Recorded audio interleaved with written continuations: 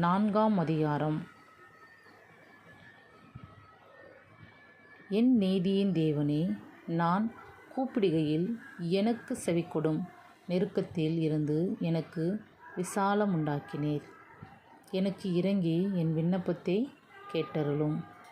என் நீதியின் தேவனே, நான் கூப்பிடுகையில் எனக்கு செவிகொடும். நெருக்கத்தில் இருந்த எனக்கு விசாலம் உண்டாக்கினீர். எனக்கு இறங்கி என் விண்ணப்பத்தை கேட்டருளும். மனுபுத்திரரே, எதுவரைக்கும் என் மகிமையை அவமானப்படுத்தி வீணானதை விரும்பி பொய்யை நாடுவீர்கள்? பக்தி உள்ளவனை கர்த்தர் தமக்காக தெரிந்து கொண்டார் என்று அறியுங்கள். நான் கர்த்தரை நோக்கி கூப்பிடுகையில் அவர் கேட்பார்.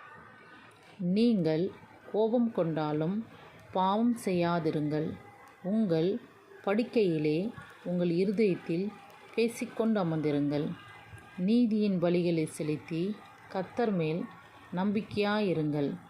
எங்களுக்கு நன்மை காண்பிப்பவன் யார் என்று சொல்லுகிறவர்கள் அநேகர். கர்த்தாவே, உம்முடைய முகத்தின் ஒளியே எங்கள் மேல் பிரகாசிக்க பண்ணும். அவர்களுக்கு தானியமும் திராட்சரசமும் பெருகியிருக்கிற காலத்தின் சந்தோஷத்தை பார்க்கிலும் அதிக சந்தோஷத்தை என் இதயத்தில் தந்தீர். சமாதானத்தோடே படுத்துக்கொண்டு நித்திரை செய்வேன்.